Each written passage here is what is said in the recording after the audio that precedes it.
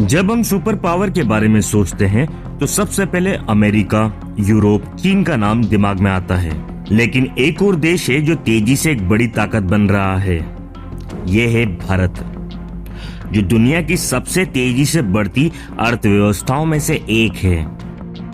भारत को उसकी तेजी से बढ़ती अर्थव्यवस्था, बढ़ती आबादी और मजबूत सेना के कारण भविष्य की एक बड़ी ताकत माना जाता है।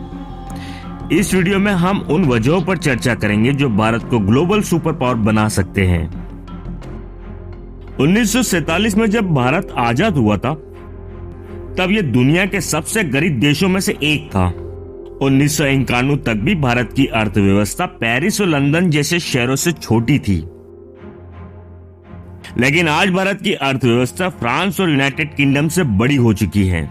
2014 में भारत 10वीं सबसे बड़ी अर्थव्यवस्था था और अब 4.1 ट्रिलियन की अर्थव्यवस्था के साथ यह 5वीं सबसे बड़ी अर्थव्यवस्था बन गया है।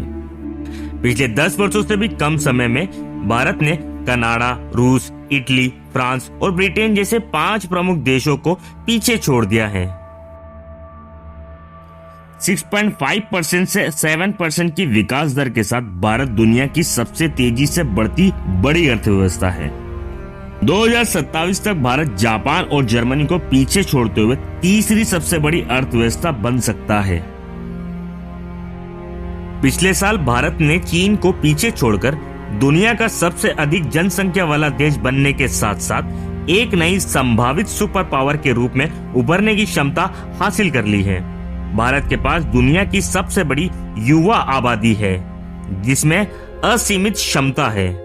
भारत की 50% से अधिक आबादी 25 वर्ष से कम उम्र की है और 65% से अधिक आबादी 35 वर्ष से कम उम्र की है। किसी भी देश के विकास के लिए इंफ्रास्ट्रक्चर यानी बुनियादी ढांचे का मजबूत होना जरूरी है। यही वजह है कि भारत इस पर तेजी से काम कर रहा है। भारत की सेना दुनिया की सबसे ताकतवर सेनाओं में से एक है। अमेरिका, रूस और चीन के बाद भारत की सेना चौथे नंबर पर आती है। भारत का रक्षा बजट 82 बिलियन से ज्यादा है, जो इसे सैन्य खर्च के मामले में चौथे स्थान पर रखता है। भारत के पास 14 लाख से ज्यादा सक्रिय सैनिक, 11 लाख रिजर्व सैनिक और 25 लाख अर्धसैनिक बल है। कुल मिलाकर 50 लाख से ज्यादा सैनिकों के साथ भारत दुनिया की सबसे बड़ी सेना है। भारत एक परमाणु हथियार संपन्न देश है और इसमें दुनिया के कुछ सबसे ताकतवर परमाणु हथियार शामिल है। इसके अलावा भारत अपनी सेना का तेजी से आधुनिकीकरण कर रहा है और बड़े पैमाने पर हथियार बना रहा है।